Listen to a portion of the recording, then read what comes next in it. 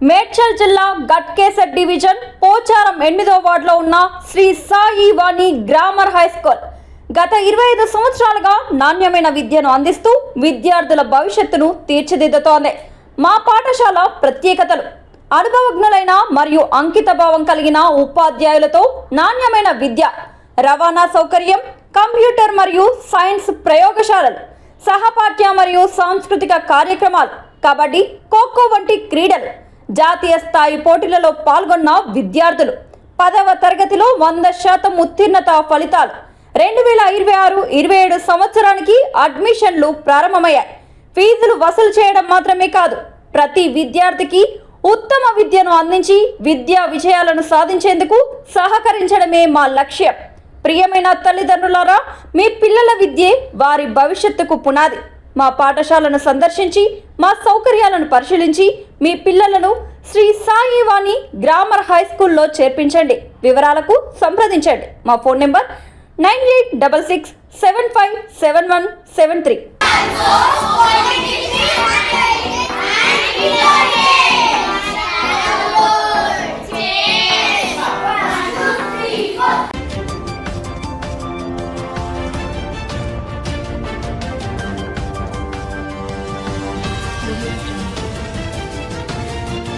Welcome to VD91 news bulletin లో ముందుగా headlines. Steel plant లో ప్రమాద స్థలంను హోంమంత్రి అనిత, ఎంపీ భరత్ పరిశీలించారు. ప్రమాదం ఎలా జరిగిందో ఉద్యోగులను అడిగి తెలుసుకున్నారు.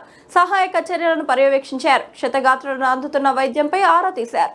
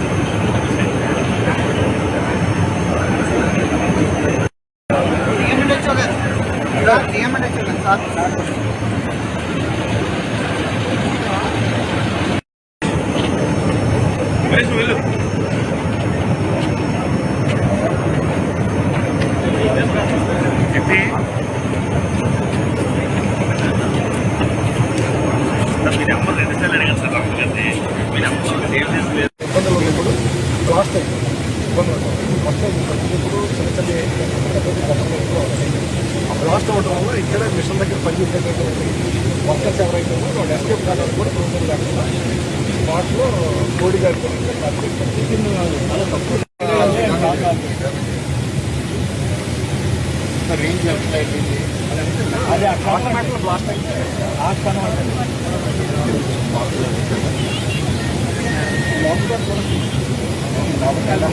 అక్కడ పడిపోయి ఇదంతా వల్ల మనం నిలబడగలుగుతాం. లేకపోతే ఇక్కడ నిలబడలేదు. ఇక్కడే పడింది.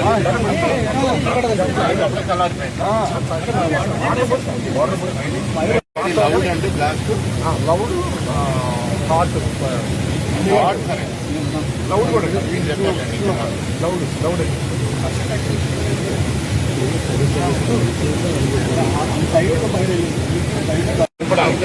గచ్చిబౌలి హిల్ రిడ్జ్ విల్లాలో నివాసం ఉంటున్న వ్యాపారవేత్త ఇంట్లో సుమారు 1 కేజీ బంగారు ఆభరణాలు, వజ్రాలను నేపాల్ గ్యాంగ్ ఎత్తుకెళ్లింది. ఇంట్లో పనిచేసే నేపాల్కు చెందిన భార్యాభర్తలు ప్రధాన అనుమానితులుగా పోలీసులు భావిస్తున్నారు. నెల రోజుల క్రితమే వ్యాపారవేత్త వీరిని పనిలో పెట్టుకున్నారు. కొద్ది రోజుల క్రితం యజమాని కుటుంబం ముంబైకి వెళ్లి ఆదివారం తిరిగి వచ్చేసరికి నేపాలీ దంపతులు మాయమయ్యారు. ఇంట్లో తాళాలు పగలగొట్టినట్లు ఎలాంటి గుర్తులు లేకపోవడంతో మొదట వారు చెప్పకుండా వెళ్లిపోయారని వ్యాపారవేత్త భావించారు. పూజా గదిలోని విగ్రహానికి ఉన్న బంగారు గొలుసు, తదుపరి జరిపిన తనిఖీల్లో మరికొన్ని ఆభరణాలు మాయమైనట్లు గుర్తించి పోలీసులకు ఫిర్యాదు చేశారు. పోలీసులు సీసీటీవీ ఫుటేజ్ ను పరిశీలిస్తున్నారు. రంగంలోకి దిగిన ప్రత్యేక దర్యాప్తు బృందాలు నిందితుల కోసం గాలిస్తున్నాయి.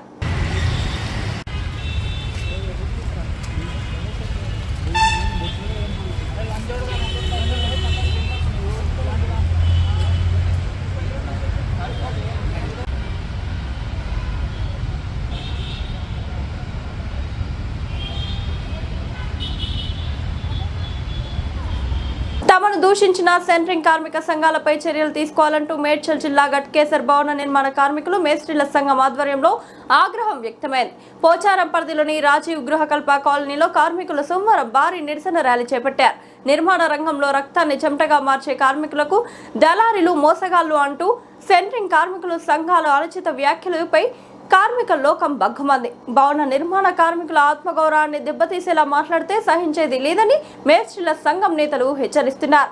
గట్కేసర్ సర్కిల్ 8వ డివిజన్ పోచారం పరిధిలోని రాజీవ్ గృహకల్ప కాలనీలో సోమవారం ఉదయం నుంచే వాతావరణం వేడెక్కింది. తమను దుర్భాషలాడిన సెంట్రింగ్ సంఘాల వారికి వ్యతిరేకంగా కార్మికులు రోడ్లపైకి వచ్చి భారీ నిరసన ప్రదర్శన నిర్వహించారు.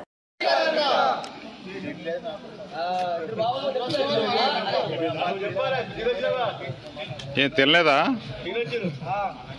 జై కార్మిక జై కార్మిక జై కార్మిక జై జై కార్మిక జై జై కార్మిక కార్మిక ఐక్యత వర్ధిల్లాలి వర్ధిల్లాలి వర్ధిల్లాలి వర్ధిల్లాలి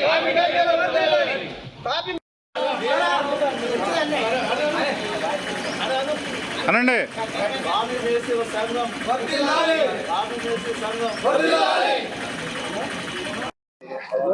గట్కేసర్ మండలం రాజగోపుర కాలనీలో ఈరోజు ఏదైతే సమ్మె పెట్టినామో దీని డిమాండ్ ఏంటంటే మా ఉప్పర్ మేస్ తాపి మేస్త్రీలు అందరినీ సెంట్రింగ్ మేస్త్రీలు ఘోరమైనగా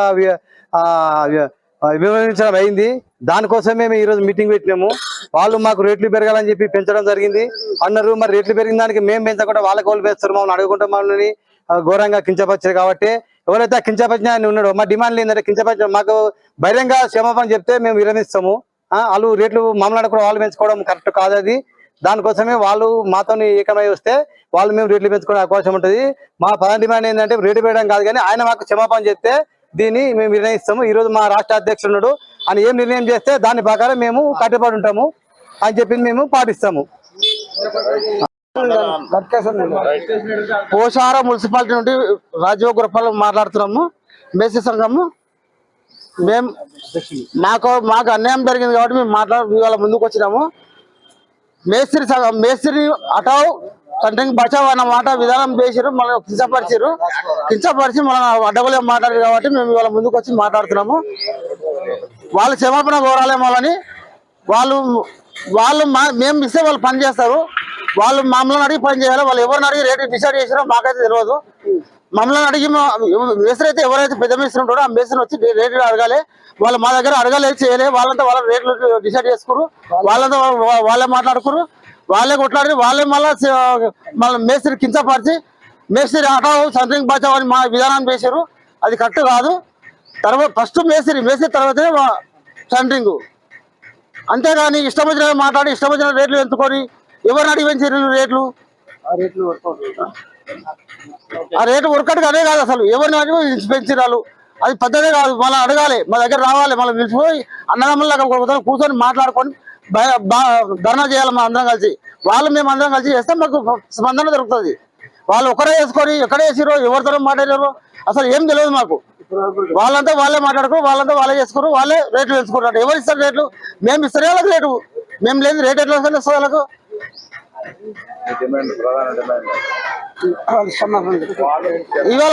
ఇవాళ మీటింగ్ ఉంది, బహిరంగ సభ మీటింగ్ ఉంది ఇందిరా పార్క్ లో. ఆ మీటింగ్ ఆడ ఏం చెప్తారో దాన్ని బట్టి మేము మాట్లాడతాం. సిపిఎం ఆధ్వర్యంలో 2 రోజులు యువజన సమ్మేళనం జరగనుంది. ఈ నెల 16, 17 తేదీల్లో కొత్తపేటలోని బాబు జగజీవన్ రామ్ హాల్లో యువజన సమ్మేళనం జరగనుందని సిపిఎం రాష్ట్ర కార్యదర్శి జాన్ వెస్లీ అన్నారు. కాక్రోచ్ పార్టీ పేరుతో యూత్ నిరసన వ్యక్తం చేస్తుంది. ఈ సమ్మేళనంలో యువజన సమస్యలపై చర్చించడంతో పాటు భవిష్యత్తు కార్యాచరణ, కేంద్ర రాష్ట్ర ప్రభుత్వాలు యువత భవిష్యత్తుపై దృష్టి పెట్టడం లేదు. ప్రభుత్వ రంగంలో 60 లక్షల ఉద్యోగాలు ఖాళీగా ఉన్నాయి. ఏడాదికి 2 లక్షల ఉద్యోగాలు ఇస్తామని ఇవ్వలేదు. ప్రభుత్వ రంగ సంస్థలు ప్రైవేట్ పరం కేంద్ర రాష్ట్ర ప్రభుత్వాలు చేస్తున్నాయి. రైల్వేస్ లో 10 లక్షల ఖాళీలున్నాయి. రాజీవ్ యువ వికాసం ప్రకటించి దానికి నిధులు కేటాయించడం లేదు. నిరుద్యోగుల జీవితాలతో చెలగాటమాడుతున్నాయి. ఎస్సీ ఎస్టీ సంక్షేమం నిర్వీర్యమయ్యాయని ఆయన ఆరోపించారు.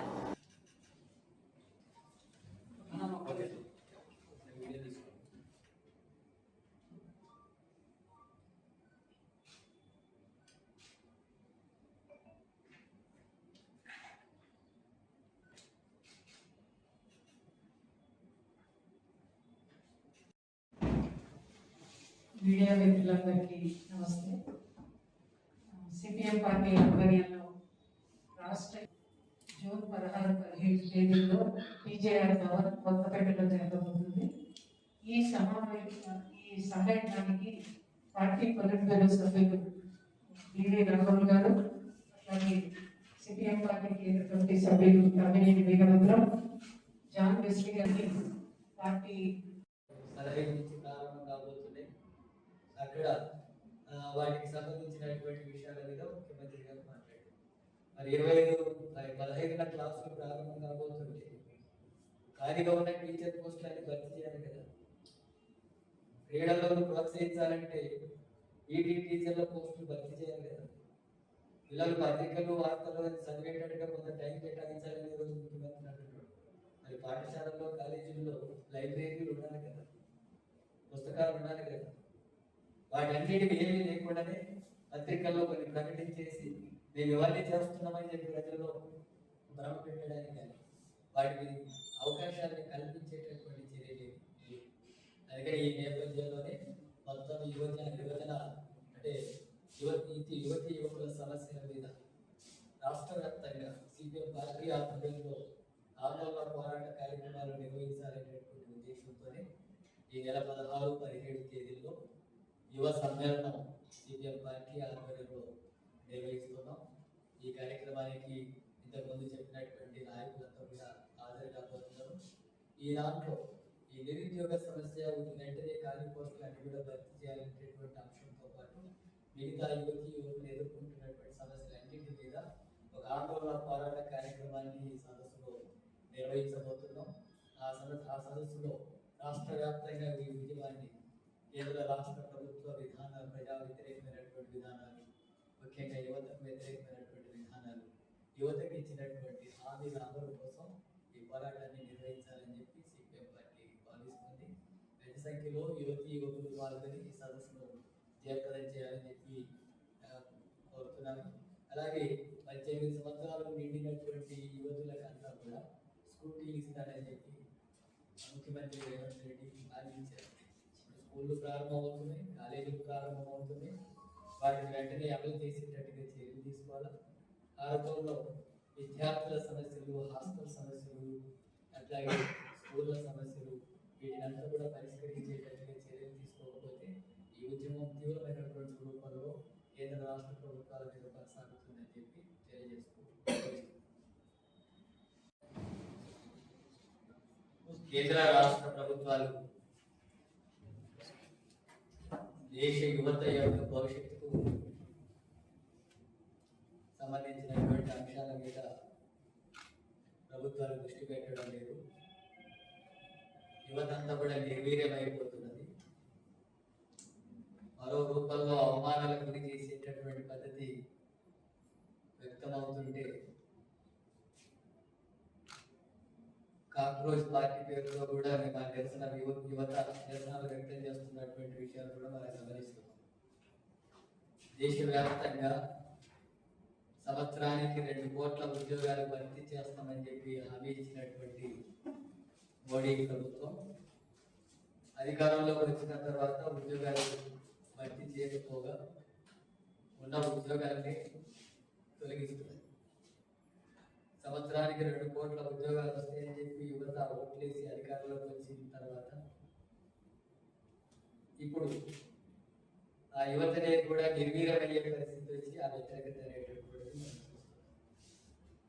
అట్లాగే ప్రభుత్వ రంగ సంస్థలంతా కూడా ప్రైవేట్ పరం చేయడం వల్ల కొత్తగా ఉద్యోగ అవకాశాలు లేకపోగా ప్రైవేట్ రంగంలో ఉద్యోగాలు తగ్గిపోయి లక్షలాది మంది ఉద్యోగాలు కోల్పోతున్నటువంటి పరిస్థితి.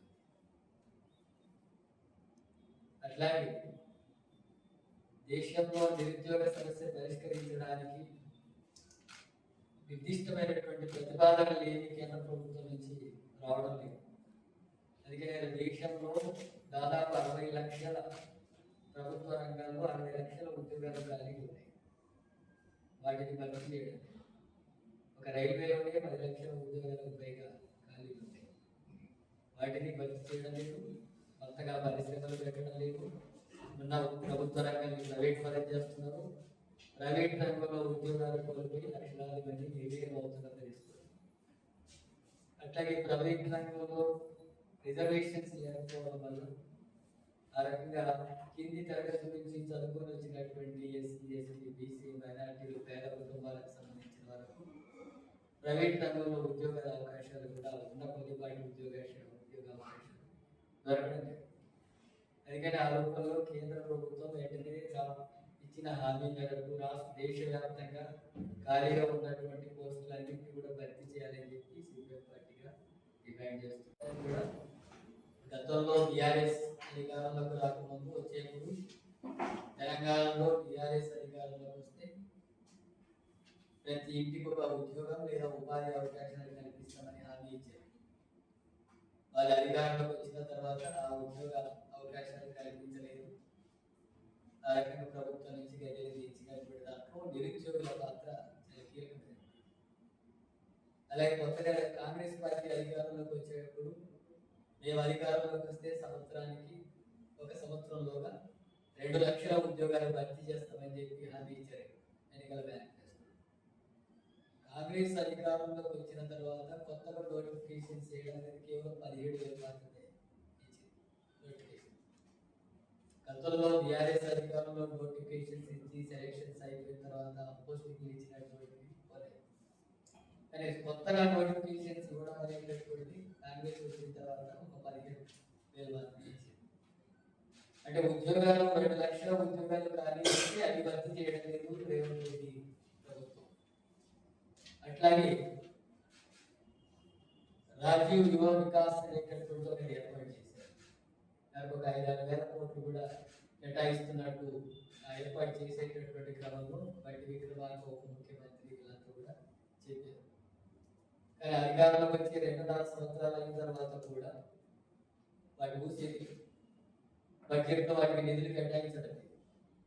యువత అంతా కూడా పెద్ద సంఖ్యలో ఉద్యోగాలు రాకపోతే ఏదైనా స్వయం ఉపాధి పథకాల ద్వారా అభివృద్ధి చెందొచ్చు, కుటుంబాలను పోషించుకోవచ్చు అని చెప్పి అనుకుంటే వాటి మీద కూడా నేను చల్లి ఆ రకంగా నిరుద్యోగుల జీవితాలతో చెలగాట మారుతున్నటువంటి పద్ధతిని కేంద్ర రాష్ట్ర ప్రభుత్వాలు ఆశ్రయిస్తుంది.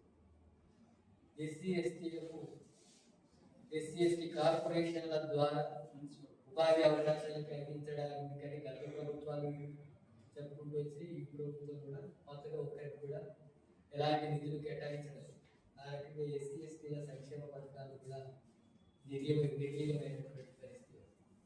అందుకని దేశవ్యాప్తంగా అట్లాగే రాష్ట్రంలో కూడా యువతకు సంబంధించినటువంటి హామీలు ఏవి అమలు జరగకపోవడం వల్ల యువత తీవ్రమైనటువంటి పక్కదారి పట్టేటటువంటి ధోరణులు కూడా మన దగ్గర పెరుగుతుంది. నిరుద్యోగ వృత్తి ఇస్తాం 4,000 అని చెప్పి కాంగ్రెస్ అది ఇవ్వలేదు. బీఆర్ఎస్ అధికారంలోకి వచ్చినప్పుడు 3,016 ఇస్తాం నిరుద్యోగ వృత్తి అని చెప్పారు, వాళ్ళు ఇవ్వలేదు. కాంగ్రెస్ అధికారంలోకి వస్తే 4,000 ఇస్తామనేది అది అమలు జరగలేదు. అంటే నిరుద్యోగ వృత్తి ఇవ్వరు, ఉద్యోగాలు భర్తీ చేయరు, కొత్తగా పరిశ్రమలు పెట్టరు, అంటే స్వయం ఉపాధి పథకాలకు నిధులు ఇవ్వరు. కేంద్ర రాష్ట్ర ప్రభుత్వాలతో కూడా యువత మీద దారి మళ్లించేటటువంటి చర్యలకి పాల్పడుతున్నటువంటి పరిస్థితి. వీటన్నిటి నేపథ్యంలో యువత కూడా గంజాయి, డ్రగ్స్ లాంటి వాటికి అలవాటు పడుతున్నారు, అలవాటు పడేటట్టుగా చేస్తున్నారు. యువత అంతా కూడా ఉద్యమాల్లోకి వస్తే, పోరాటాల్లోకి వస్తే ఈ ప్రభుత్వాలన్నీ దిగాల్సి వస్తుంది. ఆ ప్రభుత్వాల్లో ఉండేటటువంటి సమస్యలు పరిష్కరించలేనటువంటి వైఫల్యాలు బయటపడతాయి. కాబట్టి యువతను పక్కదారి పట్టించడానికి గంజాయి, డ్రగ్స్ దత్తాలంతా కూడా ప్రభుత్వాల అండదండలతోనే ఒకవైపు ప్రచారం చేస్తున్నా, వాటిని అరికడుతున్నామని చెప్తున్నా, అనేక రూపాల్లో చూసినప్పుడు వెనకాల రాజకీయ అండదండలతో ఇవన్నీ కూడా కొనసాగుతున్నాయి అనేటటువంటిది తెలుస్తుంది. కాబట్టి ఆ రకంగా యువత పక్కదారి పడుతున్నటువంటి పరిస్థితి. అట్లాగే దేశంలో కానీ రాష్ట్రంలో కానీ యువత క్రీడలను ప్రోత్సహించేటటువంటి దానికి ఎలాంటి ప్రాధాన్యత లేదు. క్రీడలను ప్రోత్సహించడానికి ప్రత్యేకమైనటువంటి చర్య లేదు, రాష్ట్ర ప్రభుత్వం నుంచి లేదు, కేంద్ర ప్రభుత్వం నుంచి కూడా లేదు. 140 కోట్ల పైగా జనాభా కలిగినటువంటి ఈ దేశంలో యువతనే ప్రధానమైనటువంటి అత్యధిక జనాభా కలిగినటువంటి దేశంలో, ప్రపంచంలో మనం ప్రపంచ క్రీడల్లో వెనకబడిపోతున్నాం. శక్తివంతమైనటువంటి యువతను సరిగ్గా ఉపయోగించుకునేటటువంటి స్థితికి అలాంటి స్థితి అప్పుడు ప్రభుత్వాల రకమైనటువంటి కొనసాగిస్తుంది.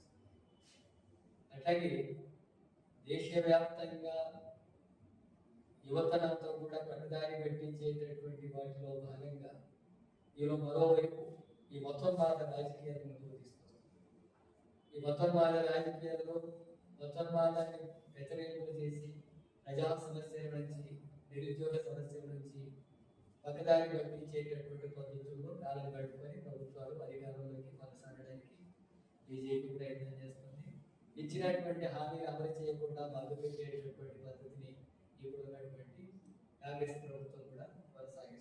ఎస్సీ ఉపకులాల హక్కుల సాధన కోసం ఉద్యమిస్తానని తెలంగాణ రక్షణ సేన చీఫ్ కల్వకుంట్ల కవిత తెలిపారు. సోమవారం బంజారా హిల్స్ లోని టీఆర్ఎస్ కార్యాలయంలో ఎస్సీ 57వ ఉపకులాల నాయకులతో సమావేశమయ్యారు. ఎస్సీల్లో 57 ఉపకులాలు ఉంటే అందులో 47 కులాలను ఆర్డీఓలో క్యాస్ట్ సర్టిఫికెట్లు జారీ చేయడం అత్యంత విచారకరమన్నారు.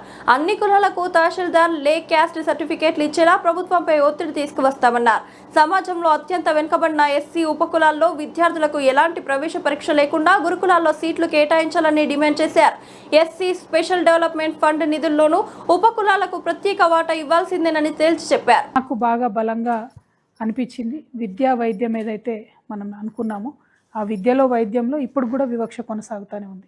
సో ఫస్ట్ డిమాండ్గా మనం ప్రభుత్వాన్ని గురుకులాల్లో ఎటువంటి టెస్ట్ లేకుండా ఉపకులాలకు సంబంధించినటువంటి విద్యార్థులందరినీ కూడా డైరెక్ట్గా చేర్చుకోవాలనేది మొదటి డిమాండ్. మరి అది చేర్చుకోవాలి అంటే కుల సర్టిఫికెట్ రావాలి. కుల సర్టిఫికెట్ అనేది ఎటువంటి చర్చల ఆస్కారం లేకుండా 57 ఉపకులాలకు డైరెక్ట్గా ఎంఆర్ఓలే సర్టిఫికెట్ ఇవ్వాలి. ఇది చాలా గట్టి డిమాండ్ చేద్దాము. దీనికోసం సపరేట్ కార్యాచరణ కూడా తీసుకున్నాం. ఎందుకోసం అంటే ఇవి గెజెట్లో ఉంది, స్టేట్ గవర్నమెంట్లో 57 కులాలు ఉన్నాయి కాబట్టి ఈ 57 కులాలను ఒక దగ్గర చేర్చి వీరందరికీ కూడా ఎంఆర్ఓ సర్టిఫికేట్ ఇవ్వాలనేటటువంటిది మేజర్ డిమాండ్గా చేసుకున్నాం. ఎంఆర్ఓ సర్టిఫికేట్లు వస్తేనే గురుకులాలలో కూడా మనకు సులభతరంగా వస్తుంది. అన్నట్టు చట్టంలో ఇతరత్ర మనకు వెసులుబాటు ఉన్నప్పటికీ ఆ వెసులుబాటు అనేది అందరికీ తెలియదు. మళ్ళీ అది రీఎన్ఫోర్స్ చేసే లోపల ఏదో అంటారు కదా, అమ్మవారు అయ్యగారు వచ్చే వరకు అమ్మ సాగదు అన్నట్టు అప్పటికి అడ్మిషన్ అయిపోతుంది, అన్నీ అయిపోతాయి. కాబట్టి అట్లా కాకుండా ఎంఆర్ఓ దగ్గర సర్టిఫికెట్ ఇవ్వాలనేది తొలి ప్రాధాన్యత డిమాండ్గా తీసుకున్నాం. రెండవది బడ్జెట్ కేటాయింపులు చేసినటువంటి దాంట్లో ఏదైతే ఎస్సీ ఫండ్స్ ఉన్నాయో, ఎస్సీ కార్పొరేషన్ నుంచి వచ్చే ఫండ్స్ కానీ జనరల్గా ఇప్పుడు ఎస్సీస్కి ఇచ్చేటటువంటి ఫండ్స్ ఉన్నాయో ఉపకులాల బడ్జెట్ని ప్రభుత్వం సపరేట్గా ప్రకటించాలి. వారు చేవెళ్ళ డిక్లరేషన్లో చేసినట్టుగా 3 కార్పొరేషన్లు చేయాలి. మాల, మాదిగ, ఉపకులాల కార్పొరేషన్. ఇది మూడవ అతిపెద్ద డిమాండ్, బలమైన డిమాండ్గా తీసుకుంటాం. ఈ 3 మనం సాధించుకున్నట్టయితే ఒక నమ్మకం, ఒక కాన్ఫిడెన్స్ అనేది వస్తుంది. మీరు అన్నారు ఇంతకుముందు కూడా మమ్మల్ని ముఖ్యమంత్రి కాకముందు రేవంత్ రెడ్డి గారు పిలిచి ఇట్లానే కూర్చోబెట్టిండ్రు, ముఖ్యమంత్రి అయినాక మర్చిపోయినరు అని చెప్పి. ఆయన మిమ్మల్ని కాదు అందరినీ మర్చిపోయాడు. మొత్తం వాళ్ళు కాంగ్రెస్ వాళ్ళు ఇచ్చిన అన్ని హామీలు కూడా వాళ్ళు మర్చిపోయారు. వాళ్ళు ఒక్క హామీని కూడా నిలబెట్టుకున్నది లేదు, ఎవరికోసం ఏం చేసింది లేదు. విద్యార్థులు మర్చిపోయారు, రైతులు మర్చిపోయారు, మహిళలు మర్చిపోయారు, అందరూ మర్చిపోయారు. కాబట్టి మనమేం ప్రత్యేకం కాదు. మీరు అన్నట్టుగా నేను మర్చిపోనా అనేటటువంటి దానికి మిమ్మల్ని నేను కోరేది ఏదైనా కూడా అన్నము ఉడికిందా లేదంటే ఒక మెతుకు పట్టుకొని చూస్తే తెలిసిపోతుంది. నేను ఈ గత సంవత్సరంన్నర కాలంలో చేసినటువంటి ఉద్యమాలు కానీ సాధించుకున్నటువంటి విజయాలు కానీ చూస్తే మన ఉపకులాల అంశం కూడా మనం తీసుకొని నేను అధికారంలోకి వచ్చే లోపలనే సాధించుకుందాం, బలంగా కొట్లాడు అధికారంలోకి. ఆ తర్వాత నన్ను అధికారంలోకి తెచ్చే బాధ్యత మీ మీదనే ఉంటుంది. కాబట్టి అధికారంలోకి రాకముందే బలంగా ఈ 57 ఉపకులాలని ప్రత్యేకంగా గుర్తించాలి, ఎంఆర్ఓ దగ్గర సర్టిఫికెట్లు ఇవ్వాలి, గురుకులాల అడ్మిషన్స్ ఇవ్వాలి, మా బడ్జెట్ మాకు ఇవ్వాలి అనేటటువంటి ప్రధాన స్రవంతి డిమాండ్స్తో ముందుకు పోదు.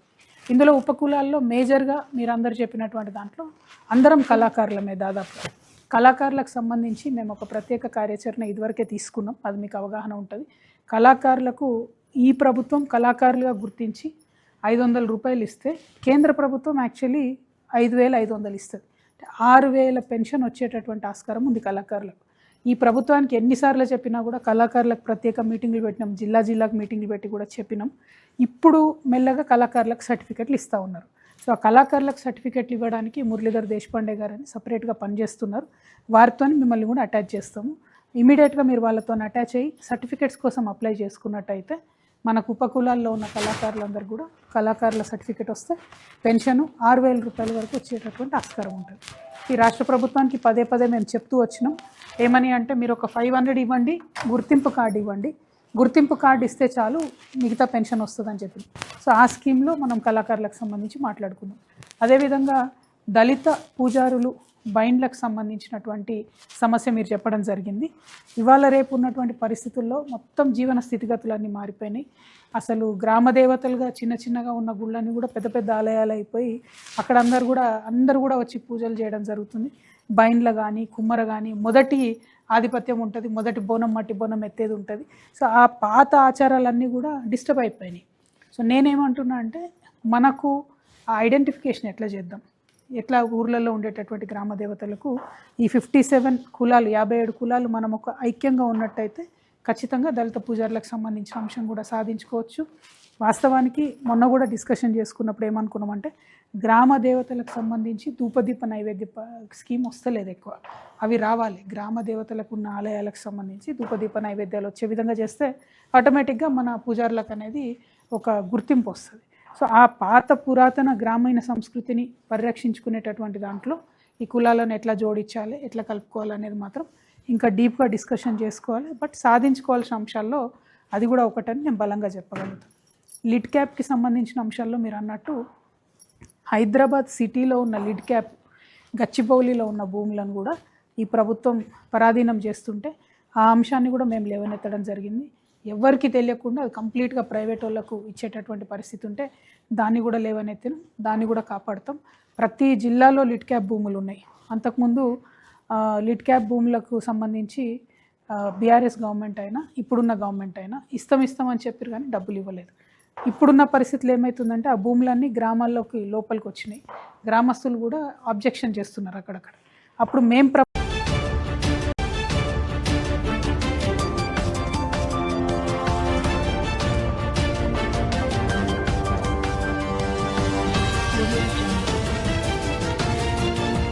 శ్రీ విద్యా సంకల్ప్ హై స్కూల్ బాలాజీనగర్ కొర్రముల నారపల్లి ప్రాంతంలో నర్సరీ నుండి 10వ తరగతి వరకు అడ్మిషన్లు ప్రారంభం. విద్యార్థుల సమగ్ర అభివృద్ధిని దృష్టిలో ఉంచుకొని ఆధునిక సదుపాయాలతో మా పాఠశాల ముందంజలో ఉంది. ఇంగ్లీష్, మ్యాథ్స్, సైన్స్ ఒలింపియాడ్ పరీక్షల్లో 41 గోల్డ్ మెడల్స్ సాధించిన ఘనత. అనుభవజ్ఞులైన ఉపాధ్యాయులు, ప్రతి విద్యార్థికి individual attention. Science, maths, English ల్యాబ్లలో హ్యాండ్స్ ఆన్ ప్రాక్టికల్ లెర్నింగ్, విశాలమైన ప్లే ఏరియా, ఇండోర్ మరియు అవుట్డోర్ గేమ్స్, పఠన అలవాటును పెంపొందించే సమృద్ధమైన లైబ్రరీ, పటిష్టమైన సేఫ్టీ మరియు సెక్యూరిటీ వ్యవస్థ, విద్యార్థుల్లో క్రమశిక్షణకు ప్రాధాన్యం, ఇంగ్లీష్ లాంగ్వేజ్పై ప్రత్యేక శ్రద్ధ, అందమైన హ్యాండ్ రైటింగ్ అభివృద్ధి. మీ పిల్లల భవిష్యత్తుకు బలమైన పునాది వేయాలనుకుంటే శ్రీ విద్యా సంకల్ప్ హై స్కూల్ సరైన ఎంపిక. అడ్మిషన్లు కొనసాగుతున్నాయి. వెంటనే సంప్రదించండి. Phone number 9392993669 or 9392736936.